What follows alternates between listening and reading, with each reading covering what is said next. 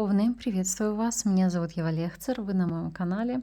Сегодня для вас снимаю такую очень интересную тему. Будем с вами раскрывать кармическую задачу для овнов.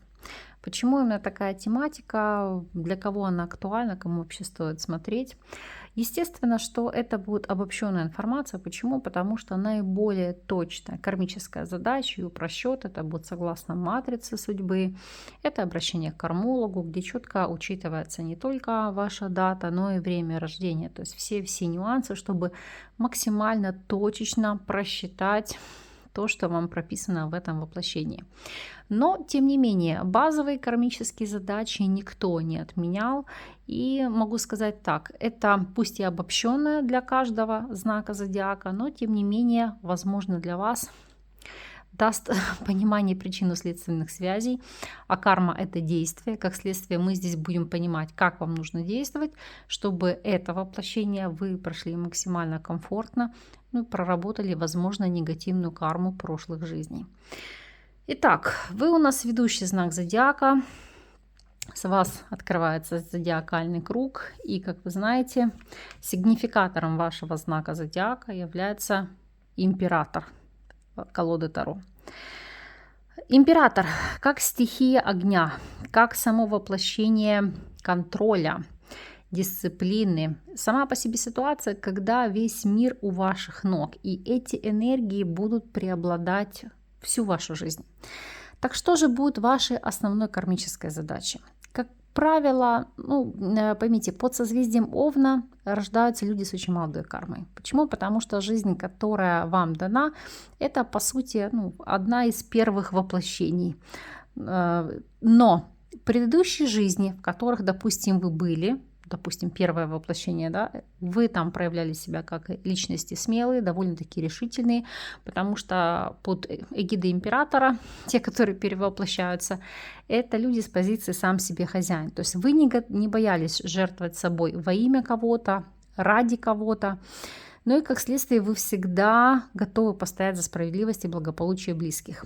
Однако, вот как раз за счет того, что в прошлом воплощении не оценили ваши действия по достоинству, вот в нынешнее воплощение вы переносите такое невыразимое чувство обиды за это. Причем могу сказать, что чувство обиды на кого-либо у вас, оно может, знаете, как преследовать вас всю жизнь.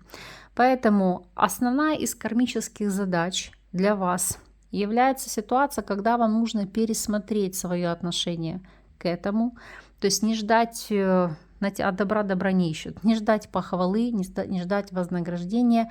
А если что-то вы делаете, то делая, вот знаете, как опекун, как повелитель, ничего не ожидая взамен. Почему? Потому что только в этом случае вы наконец-то сумеете обрести гармонию в душе. И, в принципе, одна из самых главных ваших кармических задач, потому что, как правило, все мы люди, да, у нас могут играть низкие частоты, низкие вибрации. Это когда, иными словами, у вас может идти воплощение в жизни по перевернутому императору. Это нехватка выдержки и терпения. Поэтому основная задача – это уметь вырабатывать сдержанность, терпеливость. Это, знаете, на интуитивном уровне уметь обходить все жизненные опасности и действовать, руководствуясь разумом. То есть это будет истинно путь к счастливой жизни без неприятных сюрпризов. И еще одна важная кармическая задача, поскольку император – это все-таки карта отца, карта прародителя. Так вот, это правильное взаимодействие и налаживание контакта с детьми. Почему? Потому что овны, они сами могут нередко переживать трудное детство или переходный возраст, или просто такое напряженное взаимодействие с родителями. Так, будучи уже взрослым, представители этого знака тоже могут переживать все колкости и сложности в общении, но теперь уже в роли родителя. Поэтому здесь основная позиция, как во взаимоотношениях с детьми, так и, допустим, во взаимоотношениях, в особенности со второй половиной.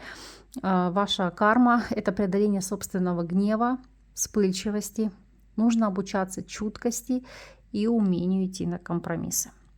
Но, естественно, мы сейчас будем просматривать вашу карму по всем домам, что для вас будет наиболее знаково, наиболее значимо, и как, в принципе, себя вести, чтобы закрывать наиболее проблемные узлы. Давайте смотреть, давайте анализировать. И начнем, конечно же, с первого дома, с вашего «я», то, что для вас является наиболее значимым. Итак, какая же у вас будет кармическая задача? Ну, здесь вот ложится рыцарь жезлов. А поскольку первый дом — это наше личное «я», наше внутреннее «я», это ваша жажда признания, это желание быть в центре внимания, это действительно, как мы с вами говорили, желание, стремление к похвале, к реализации, к новым возможностям. Это желание быть на коне, это действительно получать комплименты, аплодисменты, чтобы, если вы сделали какое-то дело, да, пусть вы можете не позиционировать себя так, но вы исконно, истинно будете ждать признания со стороны ваших близких, родственников, партнеров, коллег, соседей, ваших клиентов, потому что вас это подпитывает энергией. Особенно если у вас есть свое дело, вам крайне важно получать истинные, искренние, лестные отзывы о вашей работе. Для вас это, знаете, как манна небесная. Вы готовы потом жить, творить, любить. Вас это настолько окрыляет, настолько это вас мотивирует, что любые преграды для вас будут здесь просто нипочем. Абсолютно. И поскольку очень часто меня еще спрашивают, да, за что отвечает, какой дом, я вроде бы стараюсь в каждом из видео это озвучивать, но тем не менее, первый дом — это наше внутреннее «я». Иными словами, первый дом — это наша индивидуальность, наша внешность, наш характер, то, как мы позиционируем себя в социуме, то, как нас воспринимают, наши ресурсы, потому что, по сути, ну, это нельзя сказать, что это здоровье в полной мере, в полном объеме, это наша энергия. И вот здесь, когда у вас есть похвала, есть признание, то ваша энергия, она будет бить ключом. Поскольку мы видим, что здесь не старший аркан, а аркан у нас все-таки карта двора, то это акцент на том, что для вас это действительно знаково, значимо, и вы будете делать все для того, чтобы это признание, эту похвалу получать. Если мы будем смотреть ваш второй дом, второй дом у нас всегда отвечает за наши ресурсы. Это финансы, это доходы, это собственность. То есть это наше имущество, то есть то, что мы имеем. И вот здесь у нас ложится паж чаш. О чем это говорит? Не то, чтобы для вас незначимы деньги, деньги для вас значимы, просто аркан здесь говорит о ситуации, что вам крайне важно зарабатывать деньги при помощи любимого дела. Почему? Потому что если вдруг вам категорически не нравится ваша работа, ваша деятельность, у вас идет какое-то внутреннее отторжение, то у вас сразу же будет пробой по финансам, у вас сразу же будет пробой по здоровью. Почему? Потому что не то, чтобы вы будете делать эту работу спустя рукава, это не совсем так, но вы будете ее делать посредственно. А поскольку вы будете делать ее посредственно, то вы будете получать такую же отдачу. То есть тут не будет ни похвалы, ни признания, ни роста, ни мотивации. А поскольку вы без этого абсолютно никак, вы не можете, поэтому вам это первооснова для кого, а вот для вас в обязательном порядке это искать работу по душе, то есть ваше призвание, потому что второй дом у нас точка возможностей, как я уже говорила, наши ресурсы, имущество, доход, бюджет. И без любви к своему делу вы не сможете здесь достойно зарабатывать. Более того, вам еще важно иметь поддержку со стороны вашей семьи, ваших детей. Потому что если вы не будете видеть какой-то помощи, какой-то мотивации, неважно, вы мужчина или женщина, или признание со стороны детей за все то, что вы для них делаете, то как следствие у вас здесь будет отток, потому что все ресурсы, которые вы будете зарабатывать, вы будете в этом случае пытаться спускать на какие-то удовольствия для того, чтобы заглушить внутренние раны. Смотрим с вами карму по третьему дому. Третий дом — это у нас точка коммуникации. И здесь у нас ложится императрица. О чем это говорит? Это говорит о том, что вам в плане коммуникации нет равных. Вы впереди планеты всей. Если нужно где-то с кем-то о чем-то договориться, найти подход к партнеру, коллеге, к брату, сестре, потому что третий дом, как мы знаем, точка коммуникации, она говорит и о братьях, о сестрах, о приятелях, это, в принципе, вопросы общения, это все, что касается развития интеллекта, подписания контрактов, бумаг, это вопросы начального и среднего образования. То есть вот здесь вам не будет равных. Почему? Потому что в особенности по императрице вам легко информацию доносить, вам легко что-то передавать, вам легко собирать людей под своим крылом, давать опеку, давать, знаете, как установки. То есть потому что вы можете курировать большими группами. Императрица — это как хозяйка. Это сама по себе ситуация, когда вам крайне важно кем-то руководить, управлять. Пусть это будет небольшой коллектив, пусть даже вы работаете сами на себя, но вам самое важное — это иметь структуру. То есть вы без этого никуда и никак. И здесь у вас проблем нет. То есть прорабатывать в ближайшие 3 дома у вас не стоит каких-то сложных кармических задач. А вот на 4-й дом, дом точки нашего происхождения, дом родных, близких, дом нашей Родины, у нас здесь ложится аркан Дьявол.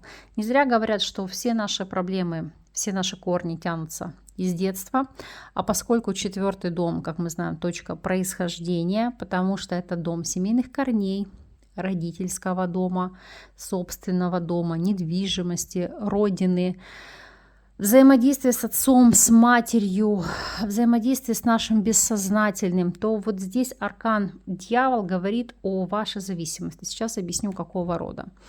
То есть вы не можете отпустить ситуацию. То есть у вас на шее может быть много иждивенцев, братья, сестры, мамы, папы, но вы без этого никак и никуда. Потому что по дьяволу это как нести обязательства, это нести ответственность. И по императору, посмотрите, то есть ощущать свою значимость, понимать, что вы опекун, что там, не то чтобы без вас не справиться, но для вас это как кармическая задача, давать точку опоры, поддержки своим близким, своей семье, своим родственникам.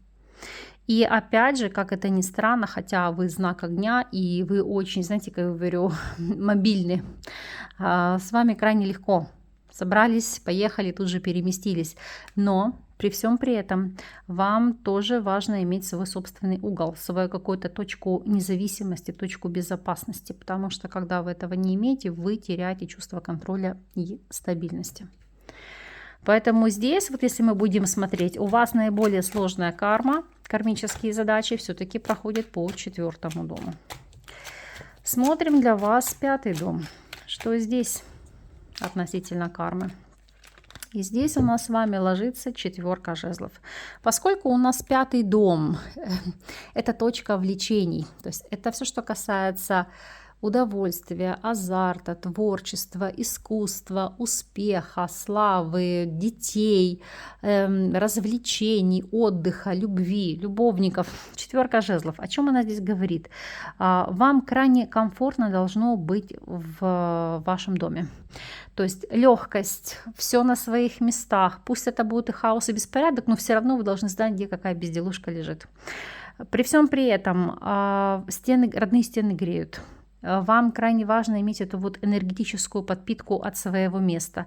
Причем желательно, я понимаю, что все мы разные, для кого-то квартира, для кого-то дом, но вам крайне важно иметь, знаете, как большого пространства, как свободу передвижений. В маленьких объектах вы, вам мало воздуха, вы как задыхаетесь, потому что здесь вам нужно пространство для того, чтобы жить, творить, любить. И, кстати, у многих из вас, если анализировать еще 5-й дом, деятельность может быть связана как вопрос, связанный с куплей-продажей недвижимости, вопросами строительства, гостиничный, ресторанный бизнес, или просто это может быть свое дело, где вы имеете там свой кабинет или свою клинику, то есть какой-то свой угол, то есть место вашего пространства, вашей реализации.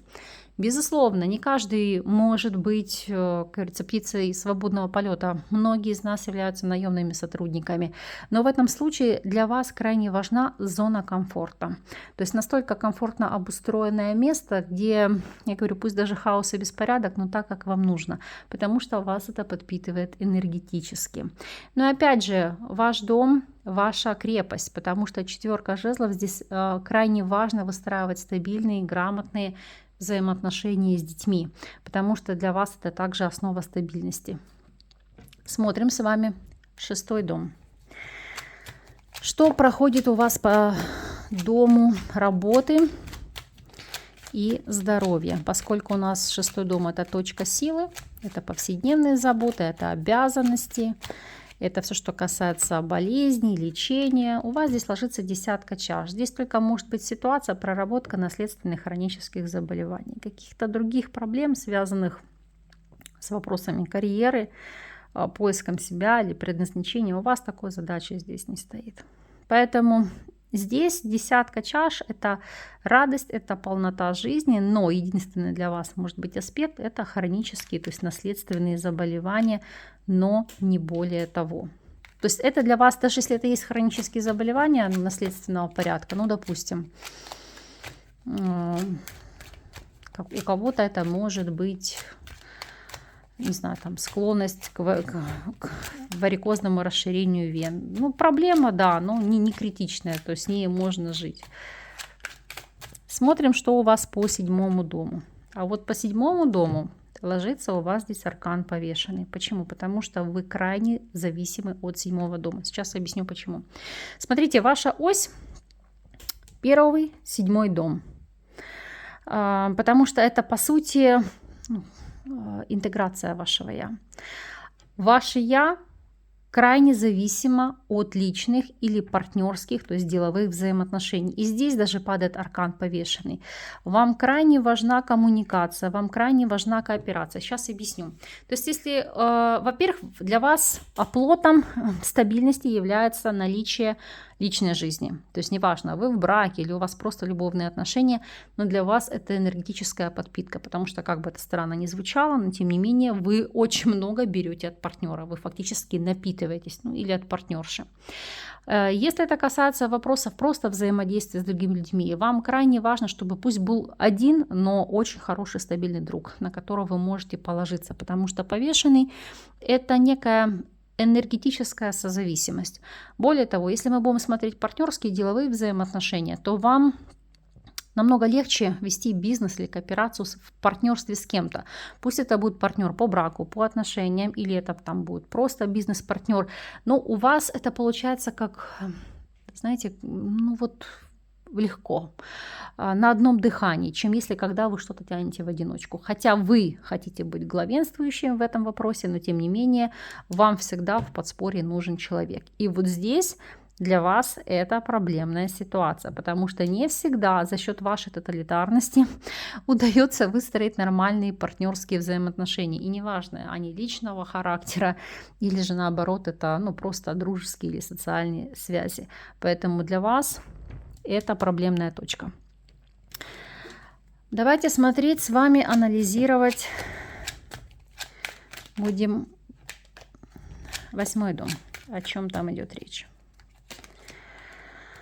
По 8-му дому здесь ложится 9 монет. Поскольку у нас 8-й дом — это дом, который у нас отвечает за точку границы, его называют еще домом жизни и смерти, то есть это общие капиталы, это наследство, страховки, завещания, это все, что касается вопросов преобразования, продолжительности жизни, тайны, секса, оккультных способностей и так далее. Но, как правило, 8-й дом — это дом чужих денег. К чему я веду? Здесь у вас проблем нет. По 9 монет деньги, которые приходят легко, за счет коммуникации, взаимодействия с другими людьми, то есть суды, кредиты, инвестиции и так далее, потому что вы умеете найти подход к людям. Более того, вы умеете зарабатывать. И 9 монет указывает на ситуацию, что вы следите и за качеством жизни, вкладываете в себя. И вообще, в принципе, по 8-му дому вы сакцентированы, знаете, на долгосрочных вложениях. Почему? Потому что вы понимаете, что вас впоследствии это будет обогащать. И здесь каких-то проблем я у вас не вижу. Плюс 9 монет — это инвестиции, это получение каких-то денег за счет наследства, поэтому могу сказать, что в большинстве своем, понятно, что есть исключения, но в большинстве своем овны — это не бедствующие люди. Смотрим с вами 9-й дом.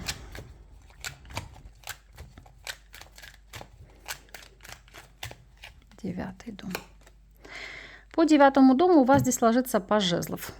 У нас 9-й дом с вами отвечает в первую очередь. Это дом у нас интеллектуальной жизни, религии, путешествий, дом нашего мировоззрения, философских убеждений, высшего образования, переездов, иммиграций, просто поездок, судебных дел и, скажем так, укрепления вашего авторитета. Так вот, по пажу жезлов вы относитесь к этому легко, вам легко даются языки, вам легко дается адаптация к новым местам. Неважно, куда бы вы поехали, где бы вы ни находились. Особенно если вы чувствуете импульс, что это ваше, то как пить дать, у вас адаптация пройдет очень легко. Более того, по пажу жезлов вы легко воспринимаете все новое, все инновации. Будь то новые взгляды, будь то новое мировоззрение или какие-то новые веяния. Для вас по пажу жезлов это не составляет проблем или какого-то труда, потому что вы все впитываете как губка. Вы всегда идете в ногу со временем, потому что для вас крайне важно быть интегрированным в пространство здесь и сейчас. Поэтому здесь все прекрасно. Нет тяжелой кармы. Если смотреть 10-й дом или точку цели, дом профессионального, социального успеха, дом карьеры. И здесь у нас ложится туз мечей. Эта ниша не является для вас важной, но туз мечей, могу сказать, вы по жизни генератор идей. То есть, может быть, с воплощением есть какие-то проблемы, но то, что вы источник воодушевления, вдохновения, и из вас эти идеи идут как, знаете, как бьют ключом, как из моря, из рога изобилия. Это факт, потому что интеллекта вам не занимать. Более того, эта карта показывает, что вы действительно подходите осознанно и к построению карьеры, и к выбору рода занятий, и просто, знаете, определить сферу ваших профессиональных достижений. Поэтому с социальным успехом здесь проблем нет. Особенно поскольку у нас туз мечей.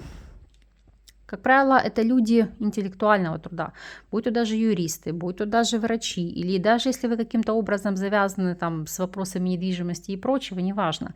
Но туз мечей — это как сгенерировать идею, ее воплотить или расставить точки над «и», уметь коммуницировать, давать поручения. То есть в этом все вы, потому что у вас энергия управленца. И по тузу мечей у вас построением карьеры, либо собственного бизнеса проблем нет. То есть и карма здесь у вас легкая. Если смотреть 11-й дом, или, как мы говорим, точку социальности, потому что он у нас отвечает за друзей, за единомышленников, за спонсоров, меценатов, покровителей. Это, в принципе, дом мечты, дом надежды или осуществления наших желаний. Здесь ложится 7 жезлов. Тут пусть через тернии к звездам тяжело, сложно, но вы добиваетесь успеха. Не сыпется оно вам само, конечно, с неба. Идет в руки для тех, кто действительно готов над этим работать. Потому что 7 жезлов — это через усилия, это через преодоление преград. Но вас это, знаете, даже как-то стимулирует, закаляет. Поэтому, да, вы готовы двигаться вперед, вы готовы прикладывать усилия, потому что через это строится ваш внутренний стержень. Для вас это просто необходимо, как подпитка. Если мы с вами посмотрим 12-й дом, или как его называют, дом одиночества, дом изоляции, у вас здесь ложится 7 монет. Опять тоже не ваша стезя, не ваша стихия. Почему? Поскольку у нас 12-й дом отвечает за тайны, за глубинную память, за вопросы уединения. Это моменты там ограничения свободы, больницы, приюты, тюрьмы, страдания, тайные связи, тайные враги или наличие скрытых болезней. Это, в принципе, дом кармы, дом оккультных занятий. Я сейчас уточню по этому аркану, потому что 7 монет иногда у нас может показывать, что у единиц, но могут быть или работа в местах изолированных, будь то больницы, будь то тюрьмы, или будь то какие-то закрытые тайные учреждения по принципу, ну, может быть, какие-то закрытые лаборатории или военные объекты, потому что 7 монет — это как длительный период пребывания. Поэтому, несмотря на то, что это не старший аркан, все-таки мы посмотрим, что же для вас здесь является ключевым и как вам эту карму проработать. Потому что 12-й дом — это дом завершения цикла. Это как перерождение. Смотрите на семерку пентаклей, семерка жезлов. Могу сказать так, понятно, что все мы ходим под Богом, и я прекрасно понимаю, что и у овнов могут быть какие-то проблемы, связанные с судами, с вопросами ограничения свободы, но для большинства из вас этот дом не является домом изоляции или препятствий, потому что по семерке жезлов вы здесь все преодолеваете. И более того, семерка жезлов с семеркой пентаклей, здесь вы будете активно бороться относительно изоляции, потому что вам нужно общение, вам нужна коммуникация. Вы не можете длительный период находиться с собой один на один, потому что вам нужна циркуляция вашего огня, вам нужно, чтобы кто-то раздувал ваше пламя. Поэтому затворничество, одиночество не ваша стезя, не ваш образ жизни. Ну, максимум только если это отдых или вынашивание каких-то планов. Но здесь у вас нет ни тайных врагов, ничего такого. Если мы в целом проанализируем вашу карму, для вас наиболее уязвимые места. Как мы видим, это у нас будет вопрос 4 и 7 домов. Давайте мы посмотрим, дотянем, как вам прорабатывать карму по 4 дому, по вопросу взаимодействия с детьми. И здесь ложится аркан королева монет. Дать им аморальную, ментальную, материальную поддержку, то есть опекать как мать, но вместе с этим дать свободу действий. То есть это такая позиция: я вам дала в жизни старт или дал. Я даю свое опекунство, я даю свою заботу, свою поддержку, а дальше вы сами. И смотрим, как вам нужно прорабатывать карму по 7 дому. И здесь ложится 8 чаш. Это, знаете, по принципу ожидания реальность. Не особо очаровывайтесь людьми, чтобы не пришлось разочаровываться. Или иными словами, не слишком к людям привязывайтесь. Иначе по 8 чаш очень будете сильно сожалеть и заниматься самобичеванием, когда эти люди по ряду причин могут из вашей жизни уходить. Это не значит, что вы никем не должны дорожить. Нет, это отнюдь не так. Здесь просто позиция заключается в том, что не пытайтесь кого-то к себе перевязать насильно. Или не думайте, что вы способны в жизни на что-то только благодаря взаимодействию с кому-то. Да, для вас это старт, это возможность, это поддержка. Но вы сами сильная структурная личность. Вы не зависите ни от кого. Вам это очень важно понять, принять, проработать и осознать.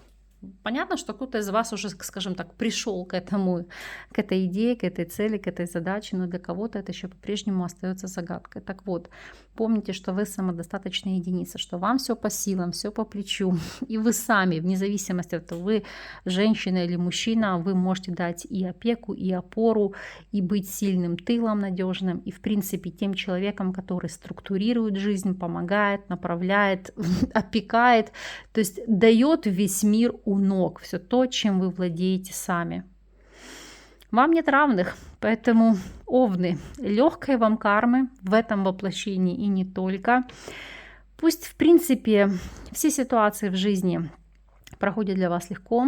И помните, что карма – это наши действия, которые получают потом ответ. Это закон причинно-следственных связей. Поэтому ведите себя так, как вы хотели бы, чтобы у вас выстраивали взаимоотношения с другими людьми, или как бы вы хотели, чтобы к вам относились. Постарайтесь поступать всегда по совести, потому что, как говорят, Бог не Тимошка, видит немножко. Вы в любом случае находитесь под защитой высших сил, потому что вы ведущий, вы знаки огня. Поступайте по совести, и жизнь обязательно даст вам в окружении и достойных людей, и решение любых ситуаций достойным путем. Я вас благодарю за просмотр, за внимание. Пусть информация вам будет во благо. С вами не прощаюсь. До новых встреч.